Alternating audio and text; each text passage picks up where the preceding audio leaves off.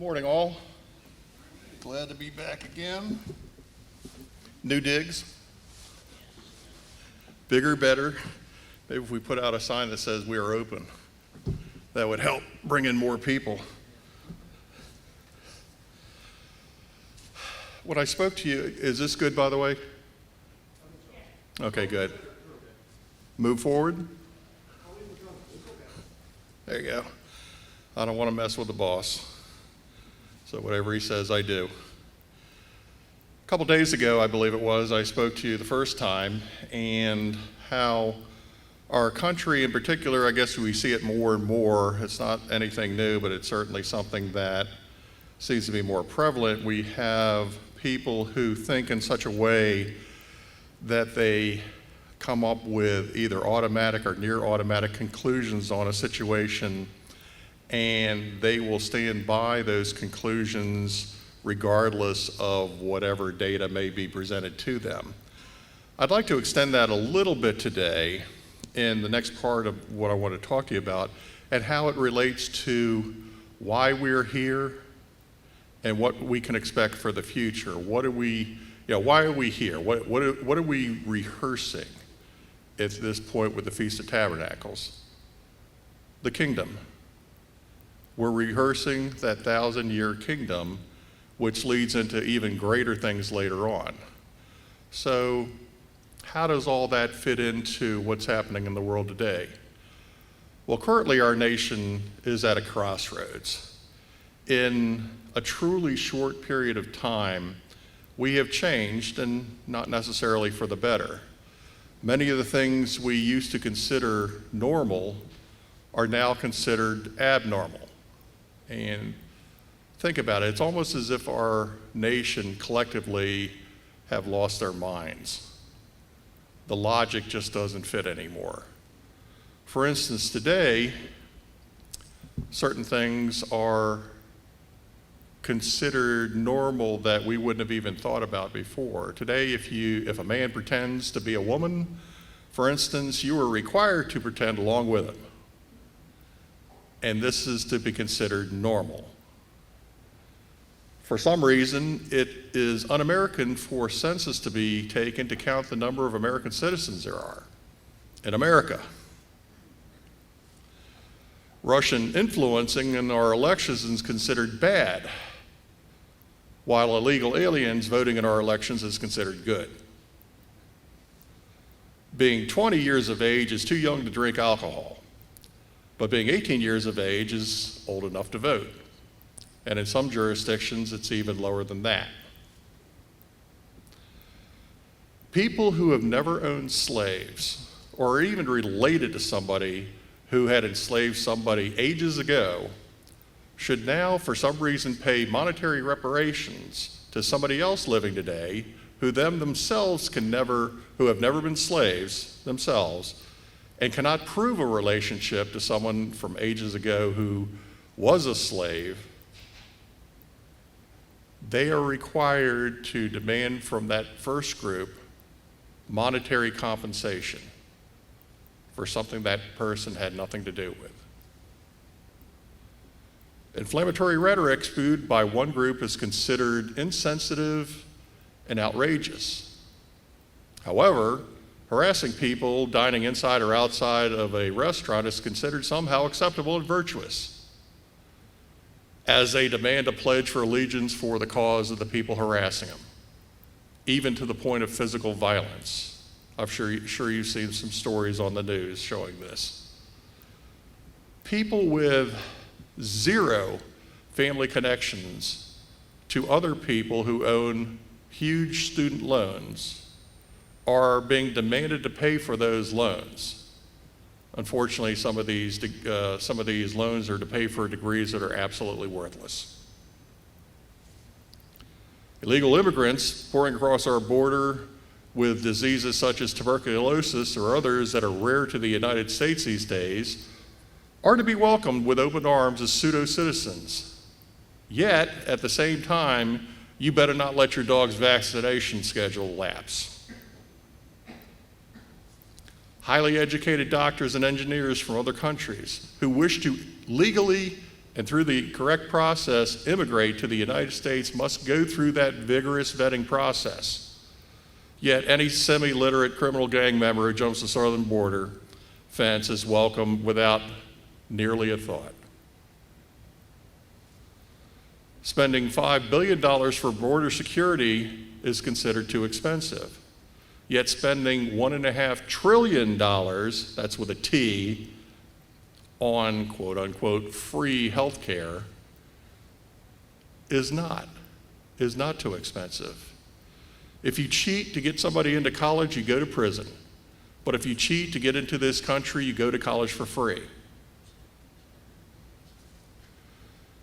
People who say there is no longer such a thing as binary gender at birth designation, again, congratulations to Tim and Kathy, the brand new addition. Maybe we'll be able to see it before the feast is over. Instead of being the normal male and female designation, there are those that insist that gender is fluid, sometimes constantly changing value. I think, YouTube or one of those surveys says that there's 43 different gender designations you can go by. These are the same people who are also demanding that we must elect a female president. Now, I have nothing wrong with females being president, but to throw that demand on there indicates to me an agenda behind the scenes. And as I've told people before, if you ever have any confusion about what gender you are, when you're in the shower, just look down. It's real simple. We see other countries that have been or are currently socialist-based completely failing, with many of their citizens as they can fleeing those countries. Yet today it seems to be a great idea for the United States by a number of people. Some people are held responsible for things that happened long before they were ever born, while others are not being held responsible for the things that they're doing right now. Felons revolve through a criminal justice system in a catch and release scenario, and they continue to hurt more and more people. But holding them is somehow discriminatory because it's a violation of their civil rights. And pointing all of this out in many cases labels you as a bigot, a racist, a homophobe, and whatever other isms or phobias are out there that they want to label you as. Nothing makes sense anymore. No values, no morals, no civility, and very little truth. Too many people are dying of the Chinese-originated COVID-19 virus. Has been in the news lately with the president, according to the media. Yet 99.8% of those who contract the virus will survive, a rate that's compatible with the annual flu season. The Bible warns us of such an attitude. Turn to Isaiah 5, verse 20, if you will. Isaiah 5, verse 20 says the following: "Woe to those who call evil good and good evil, who put darkness for light and light for darkness, who put bitter for sweet and sweet for bitter." We are in a topsy-turvy world of thinking. We live in an age where truth, real truth, not fabricated truth, not localized or specialized truth, real truth is waning and harder to find. This has led our country to the brink, the beginning of a time when we are doomed to follow the same pattern that so many great civilizations that have come before us have followed also and came to the end of their existence. It's happened throughout history. This is nothing new. This has happened before, it will happen again. What can we make of this overall situation, and what can we glean from the Bible to help us understand why this may be happening at this time? The United States of America, by all measures available, has been the greatest country and most free society with available opportunity that the world has ever seen. And this is not to say that it hasn't had its problems. Even from its beginning, it had some flaws in its construct from its start. It did have problems, and in some ways, there is certainly room for improvement today. But as great as it is, as mighty as it is, as influential as it is, how could it fail? How could the United States fail from being the superpower it is today? Some say that the United States, like they used to say for a lot of corporations a decade or two ago, is too big to fail. But is that true? Your Bible indicates otherwise. One of the things that has driven much of the discussion today has been the increase in what people have termed in a recently coined phrase, systemic racism. I touched on that a little bit a couple of days ago, but what does it all mean? What is it used for? Is it true? And if it's true, what do we do about it? And if it isn't true to the extent people are saying, what is that doing to the fabric of our country, and how will that affect us later as we go down the road? There has been a belief by a growing number of people that ethnic, biological, gender, cultural, and other discriminatory attitudes and practices are on the rise, or that they have been there all along. They've been there from the start and they continue to grow, or at least maintain the status that it had been before. They see the biological and or ethnic discrimination or racism as a highly entrenched fabric of our society.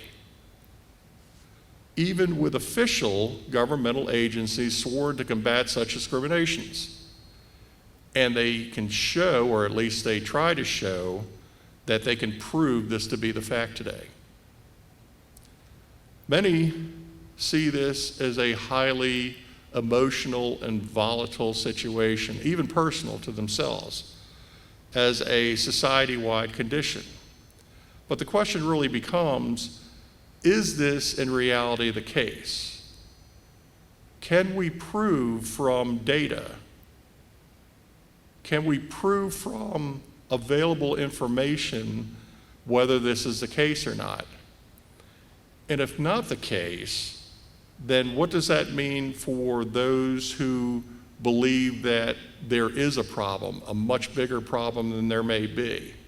How do these people see things, and how do their actions and what they do feed into this idea of the United States failing, which I'd mentioned earlier?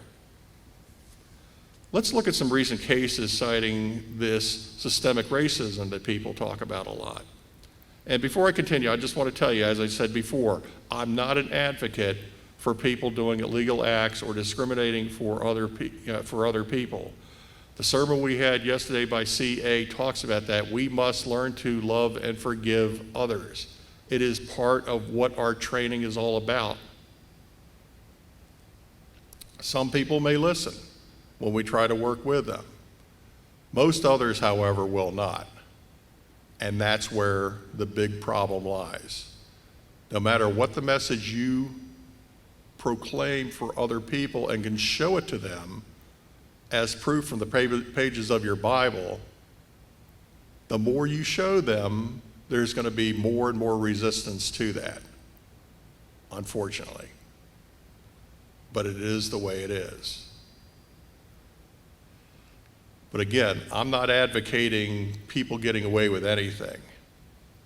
But I do want to look at these things from the point of what is the truth? What are the actual facts? And how might that lead us down the road? Let me give you a few examples. You probably remember a few of these dating from several years ago, probably the last 5 years. In Baltimore, there was a gentleman named Freddie Gray. He was a 25-year-old black man who was picked up by the Baltimore City Police on a weapons charge of possession of a knife. He died on April 19, 2015 of spinal cord injuries as a result of being transported in a police van. On May 1st, 2015, the Baltimore City State's Attorney filed charges against 6 officers involved, one for second-degree murder and the others for involuntary manslaughter, after the medical examiner's report came out that said that Freddie Gray's death was in fact a homicide. That was the coroner's opinion. What happened as a result? Tried separately, none of these people were convicted. There was one criminal mistrial, I think that was for the second-degree murder charge. 3 others were found not guilty, and as a result, any remaining charges were dropped. The U.S. Department of Justice, after reviewing the case, declined to bring any further federal charges in the case. Yet, public outrage over this case led to protests, riots, and looting. The call was for that police brutality and racism was the reason for what happened in Freddie Gray's death. Many parts of Baltimore will take years, if not decades, to recover from what's happening. There are companies that refuse to rebuild because they haven't had the support of the local government to ensure them that this is not going to happen again. Was this a natural reaction of the community, or is there more to the story? And I want you to think about it as I go through some of these examples. Is there more to the story? Is there something going on perhaps behind the scenes? Give you another case, Michael Brown. You remember the Michael Brown case? Ferguson, Missouri. On August 9, 2014, Michael Brown Jr., an 18-year-old black teenager, was fatally shot by a 28-year-old white Ferguson, Missouri police officer named Darren Wilson. This is a suburb of St. Louis, Ferguson, Missouri. Brown was accompanied by his 22-year-old friend, Dorian Johnson. As the story goes, Officer Wilson claims that the altercation ensued when Brown attacked him in his police cruiser for control of Wilson's gun until it was fired. Johnson claims that Officer Wilson initiated a confrontation by grabbing Brown by the neck through the car window, threatening him, and then shooting at him. At that point, both Wilson and Johnson's stories state that Brown and Johnson fled, with Wilson pursuing Brown shortly thereafter. Wilson stated that Brown stopped and charged him after a short pursuit. Johnson contradicted this account, stating that Brown turned around with his hands raised after Wilson shot at him from the backside. According to Johnson, Officer Wilson then shot Brown multiple times until he fell to the ground. In the entire altercation, Officer Wilson fired a total of 12 bullets, including twice during the struggle in the car. Brown was struck 6 times, all from the front of the body. This event ignited unrest in Ferguson, and for that matter, around the country and even the world. A subsequent FBI investigation found that there was no evidence that Brown had had his hands up and surrendered, nor said, "Don't shoot," and was subsequently shot. Protesters, however, claim exactly the opposite, that he did use that standard, what is now a standardized slogan, "Hands up, don't shoot." This phrase continues today by many, including high-profile celebrities and sports figures. In the aftermath of that situation on November 24, 2014, a grand jury decided not to indict Officer Wilson. In March 2015, the U.S. Department of Justice cleared Wilson of any civil rights violations in the shooting, finding forensic evidence supporting Wilson's account and that witnesses who corroborated the officer's account were credible. Witnesses who had incriminated Wilson were found to be not credible, with some even admitting that they did not directly see the events that unfolded.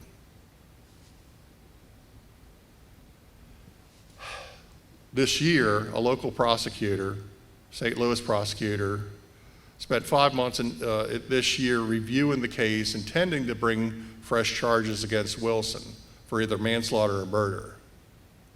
He later announced that no charges would be filed. There was no evidence that he could use to bring charges. Yet, as in Baltimore, Ferguson, and other major metropolitan areas of our country and even around the world, there was public outrage, which led to protests, riots, and looting. Did true racism on the part of the police officer occur, or, and I'll say it again, is there more to the story? Is there more behind all this? Third case.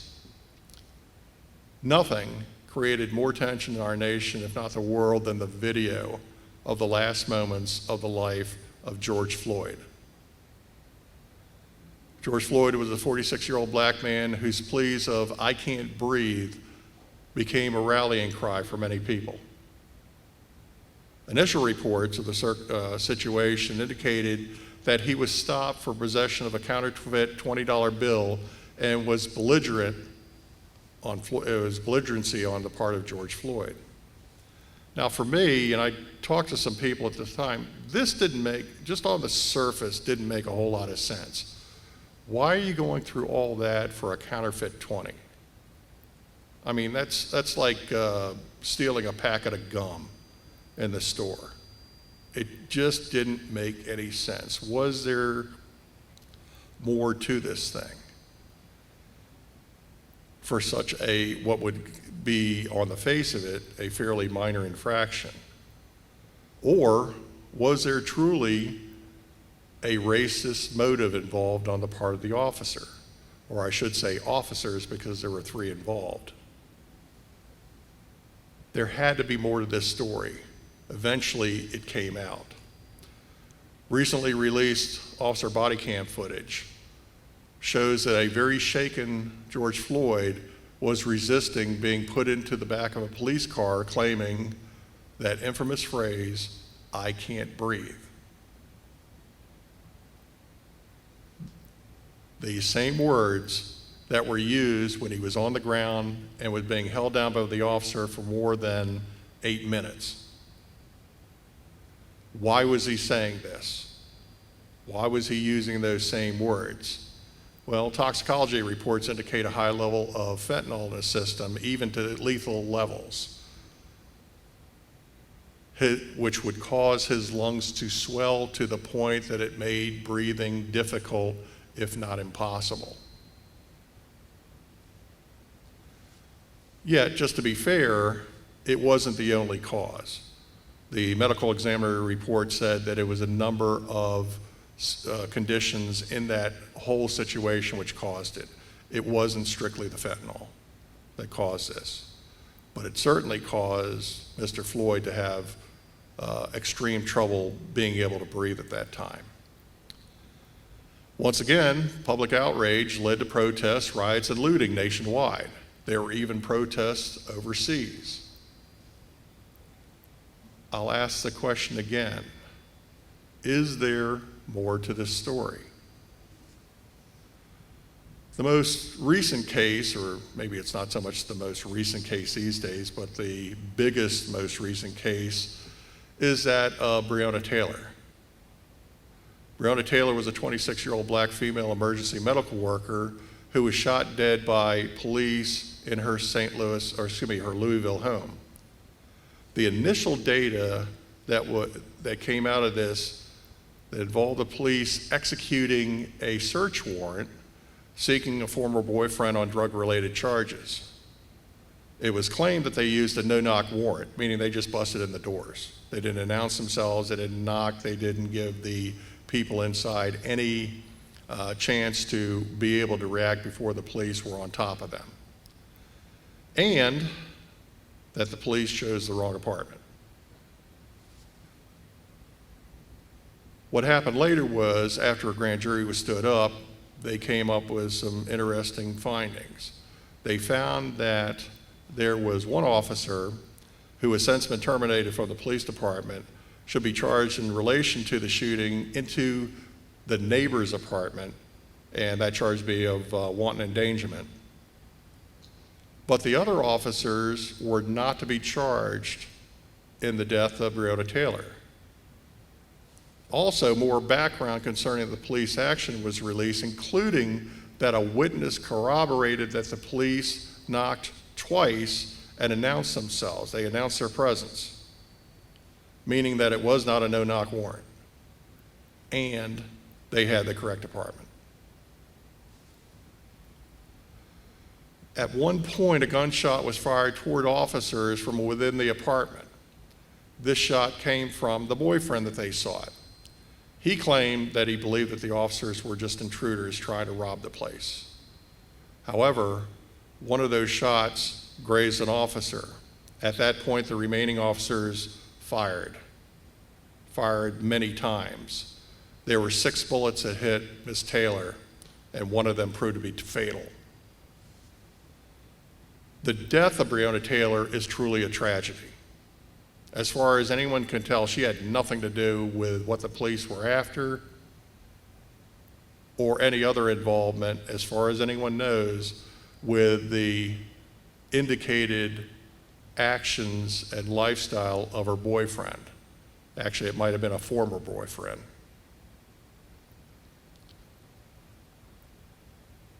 Did the police do anything beyond what would normally be expected of them, considering what actually transpired? The gunshot from within and their reactions to return fire. As before, public outcry resulted in a national protest, riots, and looting. And once again, is there more to the story? I repeat that again because this leads into that idea of groupthink and how groupthink is a catalyst for something much more dangerous. What's much more dangerous is what's happening behind the scenes. Many people have talked about the reactions as being natural and organic, meaning that they're not organized, they're spontaneous, people are just reaction automatically to the situation. But is that the case? What is the root cause, the real trigger for all of this unrest? The quick answer usually is things like systemic racism and police brutality. Is this really the case? Could there be something else going on? How do peaceful protests turn into violent mob riots? Do people have a predetermined answer to the question? Do they already know what the answer is that they want to use? They are falling prey to the groupthink mentality. However, behind the scenes, there are groups and people who are helping them right along to create, foster, and maintain that thought, that groupthink thought. There are a couple of groups that you probably heard of, one being Antifa and the other being Black Lives Matter. What do they have to do with all of this? They have been an integral part of how those peaceful protests become violent. Despite their public names, there is more to these groups than most people know. Antifa, self-proclaimed, is a far-left militant movement that referred to itself as anti-fascist. Everybody understand the word fascist, where it came from? Actually, most people don't understand that. And it's strange because the term Antifa, meaning for them anti-fascist, is ironic since the bullying tactics that they use are straight out of the Italian fascist playbook of Benito Mussolini. It is exactly the tactics that they used. Antifa has little defined organizational hierarchy, meaning they're not like a national group where you could just sign up. However, there is a highly specialized training program for recruits in these localized pockets.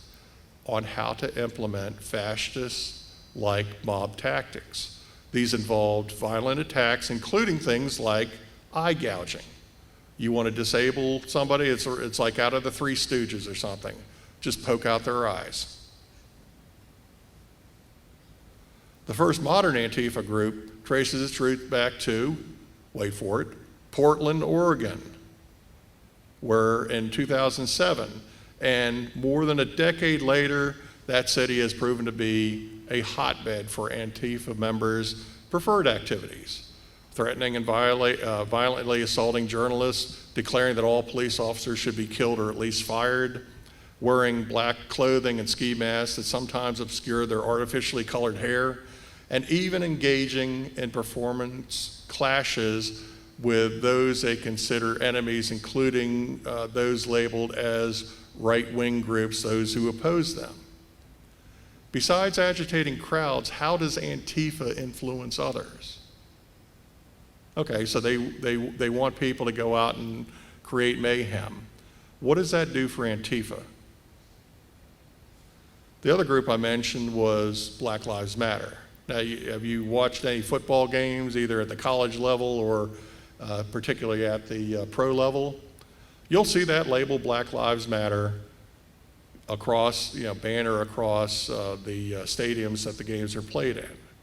Now, the name itself has a lot of justification. Black lives do matter, but so does every other skin color. What does John 3:16 say?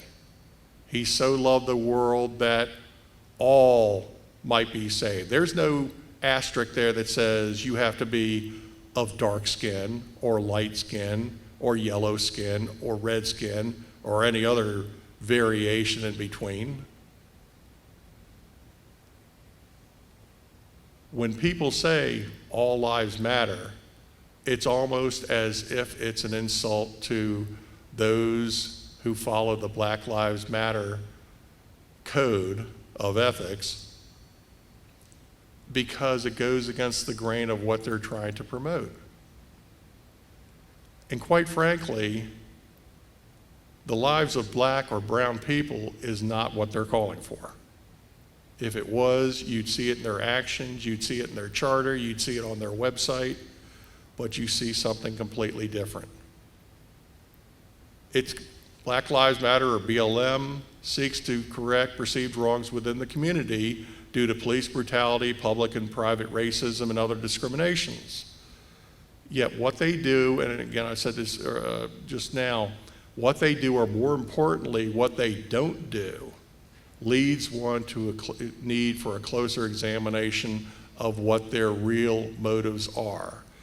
And believe it or not, their real motives are the same as Antifa and a number of other smaller groups out there. The tactics they use in public in many ways mirror that of Antifa, but it's much more subtle. They will use intimidation and fear more often than violence when they figure that that will get the job done.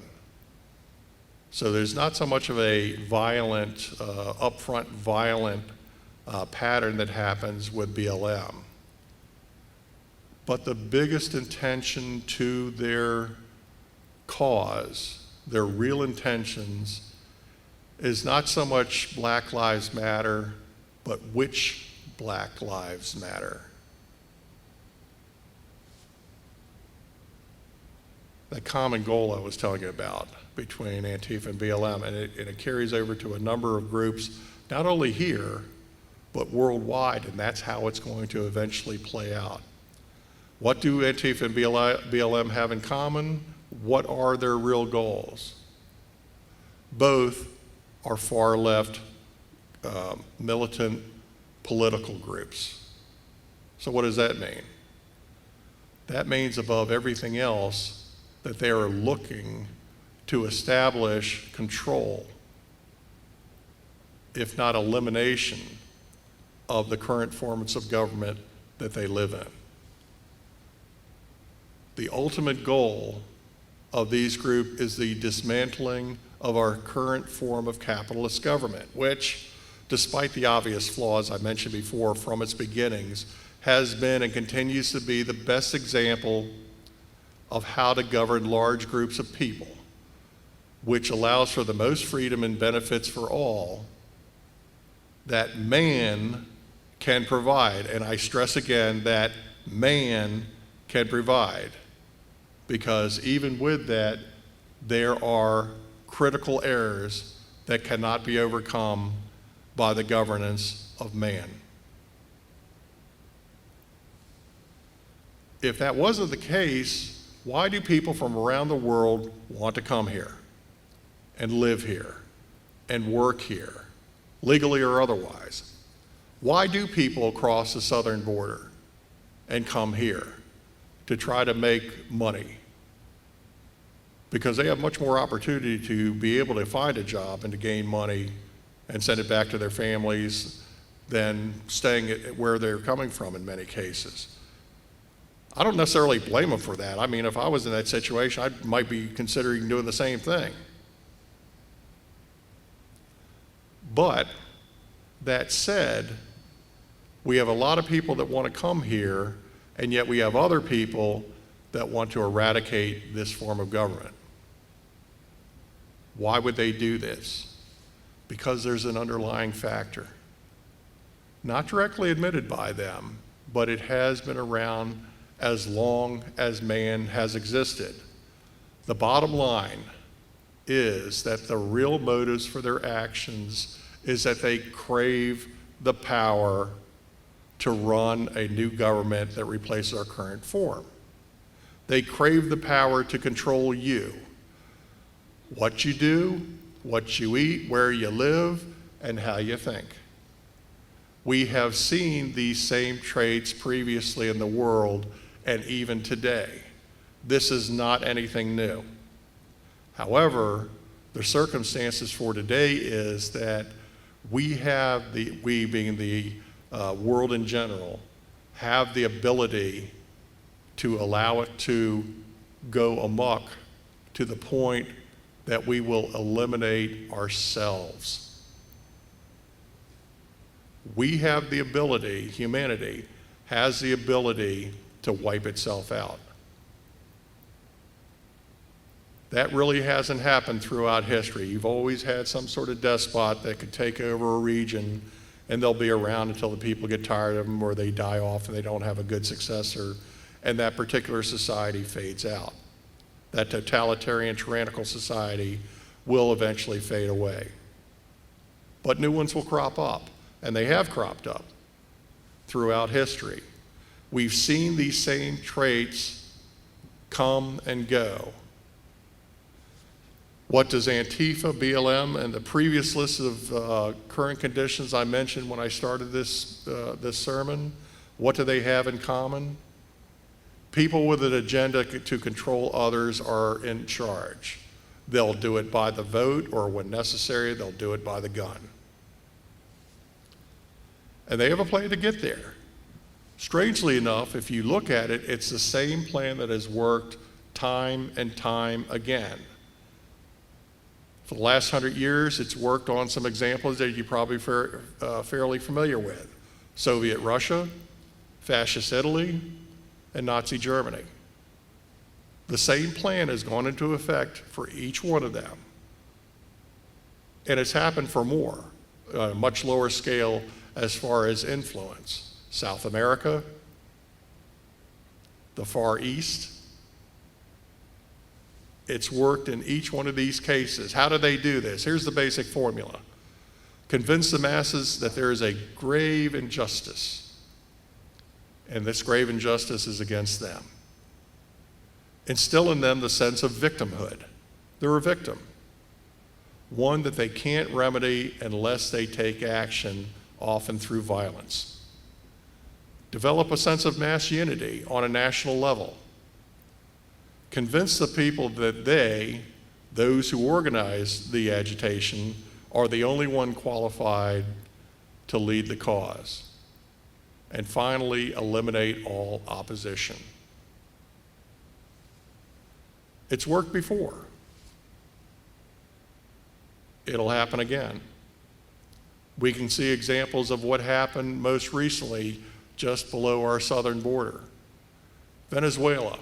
Look at Venezuela. It was initially led into this situation by Hugo Chavez and is currently being done by Nicolas Maduro. A once thriving country with oil reserves that made it the wealthiest country in South America. Today, Venezuela can't even feed its own people.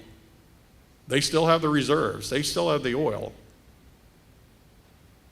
But the dictatorship has turned that country into a cesspool. It's happening today. We have an example. Meanwhile, Antifa will readily admit to you that they are a far-left activist group. The same goes for BLM. One of BLM's founders will tell you, and has admitted, she is a trained Marxist. What is the goal of any far-left group? Is to take over. That's how it relates into what I'm discussing today. BLM, if you look at their website, you don't take my word for it, you can go to their website and see all this. They admit what their goals and ambitions are. On their website, they purport that they are pro-abortion, for example, pro-abortion. So much for all Black Lives Matter. They are anti-forgiveness and anti-reconciliation. They are not looking to work with anybody else. They were looking to take over fully and eliminate all opposition. They promote homosexuality and transgenderism. They wish to dismantle fatherhood and the nuclear family. They demand reparations for descendants of long since dead people from other descendants of long since dead people without any data to connect either party. They are anti-capitalists, and they demand the abolishment of prisons and police forces. What will the elimination of prisons and police departments mean? Complete anarchy. We would have what we had for a while in the western part of the United States in the 1800s, particularly, for the entire 1800s. We will have mob rule. Whichever pockets can stand up an enforcement group, that's what will happen. That'll be what happens in our cities. That'll be what happens throughout the United States. Without a force with standards, with the goal of protecting the people rather than protect whoever boss they have. Many young people today believe that socialism would be good for the United States. They believe that they can get anything and everything supplied to them for free. Know anybody like that? I've got plenty of nephews and nieces that think that way. Everything is free. Someone else will pay for it. Yeah, well, that's because they've lived a pretty good life and mommy and daddy have paid for it. It's time to get out in the real world and learn something and not rely on somebody else to pay for it. However, the call has gone out by many that says, for instance, that the rich need to pay their fair share. What does that mean? What does it mean that the rich have to pay? It's not going to solve their problem. It's just going to mean that after they siphon off everything from the top layer, they got to start going down a few layers until it finally comes to them. All of a sudden, they will be the rich that need to pay their fair share. Guess what? Nothing is for free. All of these attitudes, from free stuff to control others, come down to one of those pesky 10 Commandments that we've read. Turn, if you would, to Exodus chapter 20. Exodus chapter 20, verse 17. It says in Exodus chapter 20, verse 17, you shall not covet. You shall not covet your neighbor's house. You shall not covet your neighbor's wife, nor his male servant, nor his female servant, nor his ox, nor his donkey, or anything that is your neighbor's. Our Father, Yehovah, wants us to prosper, but he's not going to allow you to prosper at the expense of somebody else. The total wealth in any society is not static. Wealth of a nation can grow or shrink. It depends on the efforts of the individuals who are going to create that wealth. The sin of covetousness is running rampant more and more these days. People demand from others which they didn't get on their own accord. They claim that people stole it from somebody else. Now, usually what happens is people that have accumulated some wealth, they're probably talented. They're probably more hardworking. And they busted their butts to get to where they are, as opposed to somebody who just has their hand out and says, gimme, gimme, gimme. What about the systemic racism? Is there an indicator that shows systemic racism? Believe it or not, they don't. But it's a hyperbolic term that's been used by some to inflame racial tensions. Why do I say that? Because the actual data says, the actual data, not the manipulated data, not when they talk about you've got data and the way you could skew it makes it look that way. People will do that all the time. But the actual data, not the manipulated data, but the actual data does not bear it out that there's systemic racism these days. The premise just isn't true. The use of racism as a political weapon is nothing new. It's been going on for quite a while. More so in the United States in the last 200 years. But as far as today, according to the FBI's latest complete homicide statistics coming from 2018, a black man is 11 times more likely to be killed by another man of color than a white person. This includes police officers. A comprehensive 2019 study from the National Academy of Sciences, not some newspaper group, from the actual official United States statistics, concluded that white officers are not more likely to shoot minority civilians than non-white officers. It happens. There are various reasons why it happened, and I'm not discouraged to say that it's not a problem. But usually these problems are not so much with the police officers as the attitudes that we have ingrained in the minds of people that allow them to continue to do stupid things, and then the police officers have to respond. But again, this hasn't always been the case in our country. We have a national history, particularly in the South, of what you would call systemic racism, institutional racism. It happened. And I say it happened because the South has, from what I can tell, completely reversed itself. Now, does that mean there aren't pockets of people here and there? Yeah, there's always some sort of white supremacist group out there that think they've been, hosed over somehow because other people aren't being discriminated anymore, therefore they believe that means they're getting discriminated against. That's not how it works. You want to get ahead, stop considering yourself a victim and get out there and bust your butt. You create your own opportunities. But again, with all that the South has made to reverse their history, Does that mean there's still systemic racism? Does that mean that there is, throughout the governments, whether the state, federal, or local levels, is there still problems? I'm sure there's probably pockets here and there, but it's not universally going on between everybody. It's not systemic.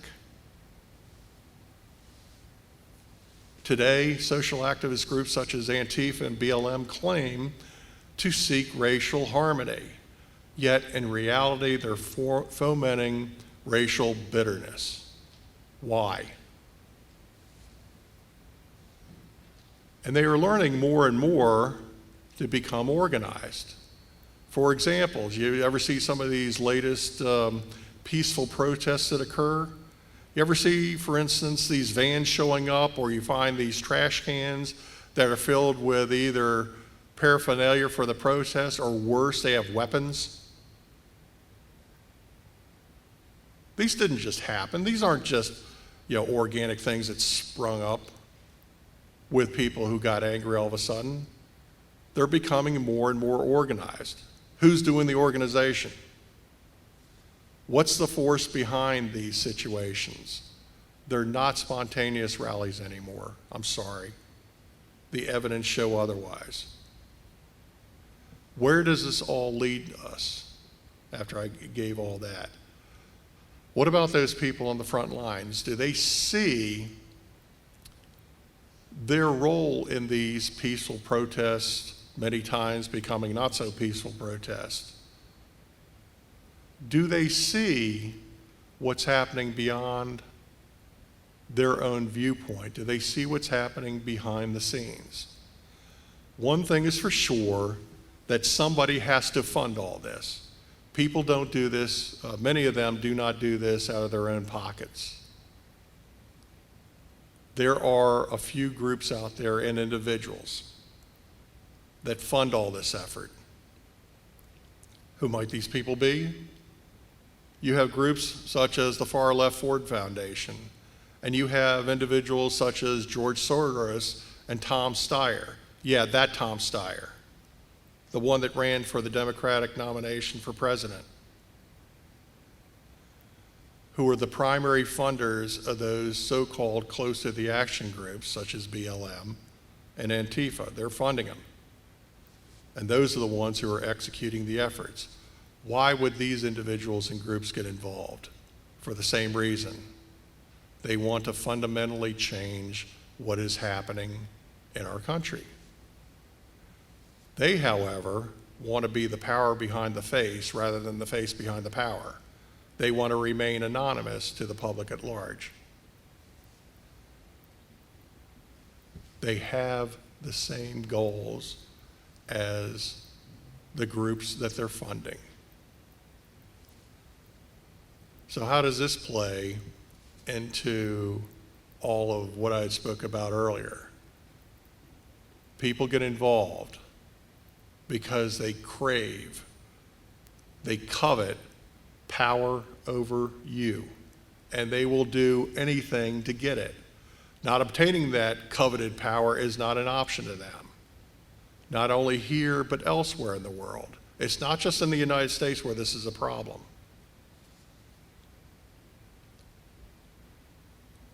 These people around the world also crave or covet control over their people.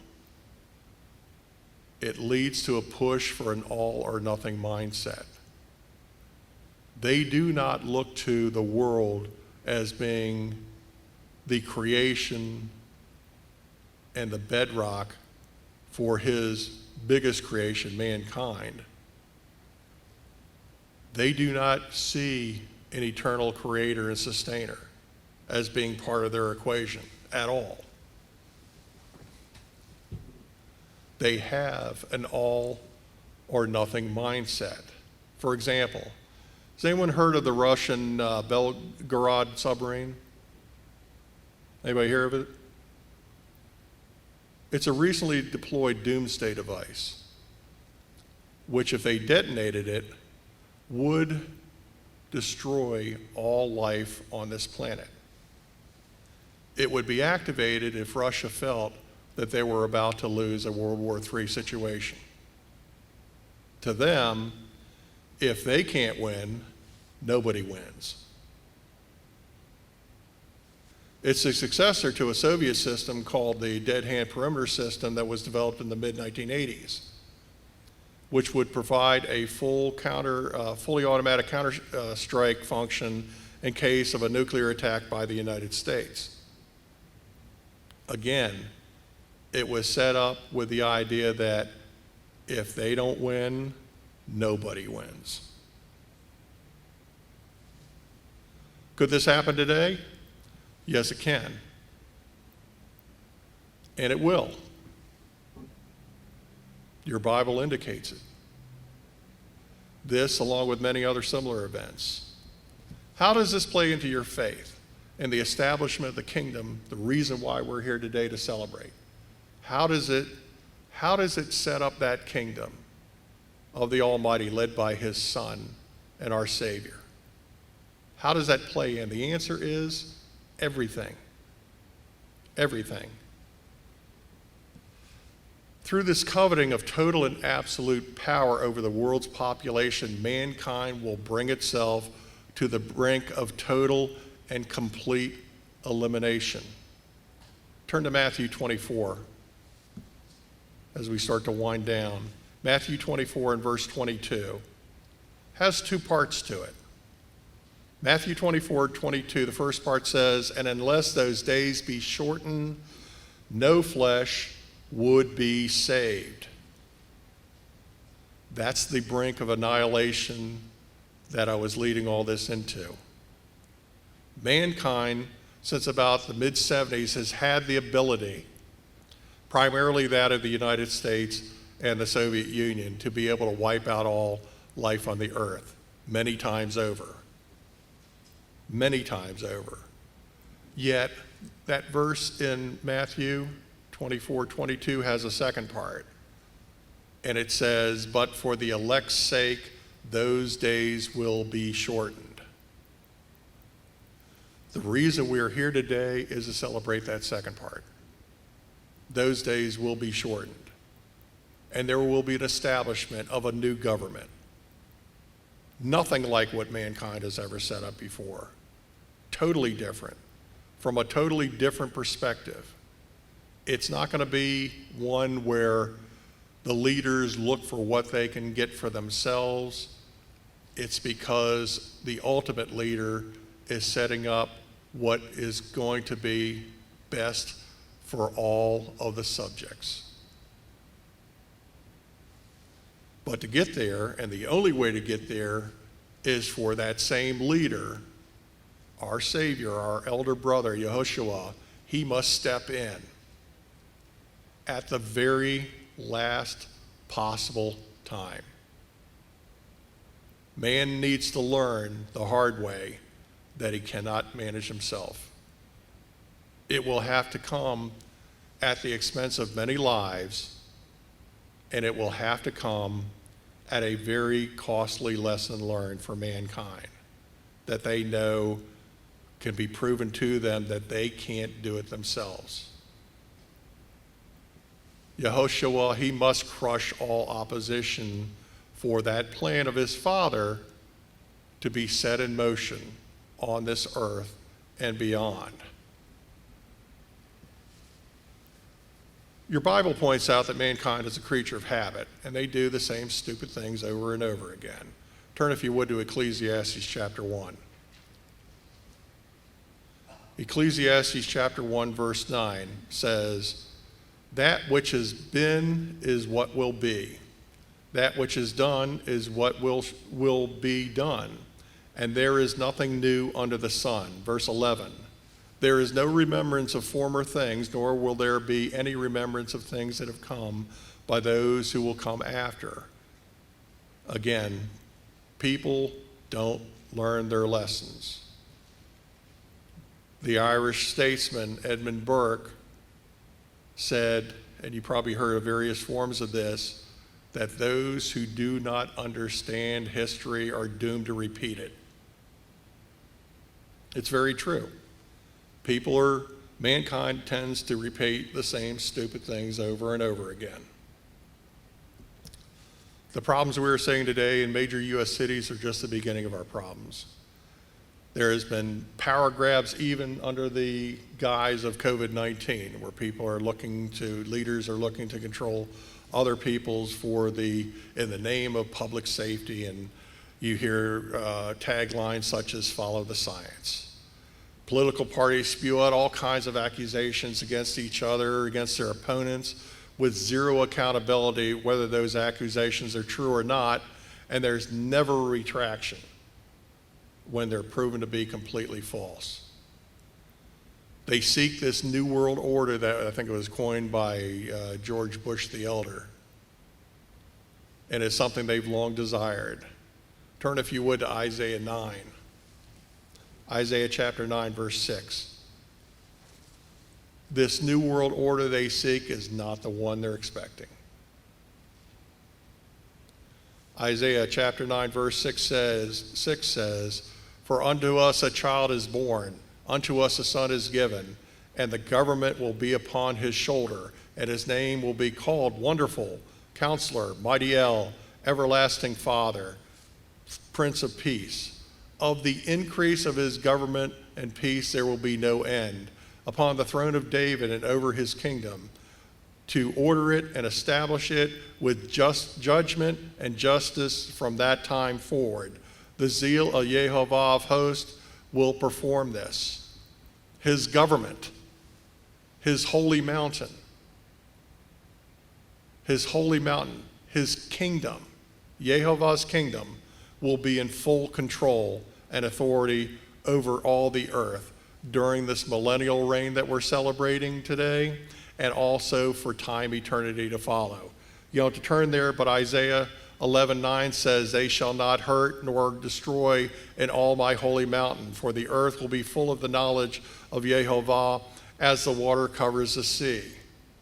It will last forever. Psalms 145:13 says, "Your kingdom is an everlasting kingdom, and your dominion endures throughout all generations." It will be governed by the facts and the truth. John 8:32, a familiar verse, says, "And you shall know the truth, and the truth will make you free."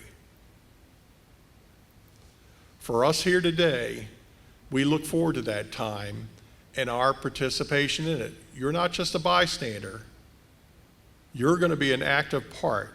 If you were chosen as one of the first fruits, as one of the saints that meets Messiah in the air, you will be a very active part of that kingdom. Luke 12:32 says, "Do not fear, little flock, for it is your Father's good pleasure to give you the kingdom." You will be part of that. Stand firm. Stay cool. Look to the future by continuing your race, as the Apostle Paul put it in 2 Timothy 32, saying, "If we endure, we shall also reign with him." We look forward to that magnificent time when all the covetousness of personal human power, as well as all sin, will be no more. And the true rejoicing, we're here to rejoice, right? The true rejoicing will be here on all of the earth, in the kingdom that will be established, the kingdom of Yehovah, led by his Son and aided by his chosen saints. Again, we're about halfway through the Feast of Tabernacles. Please enjoy the day. It looks to be a great day outside again, and I thank you.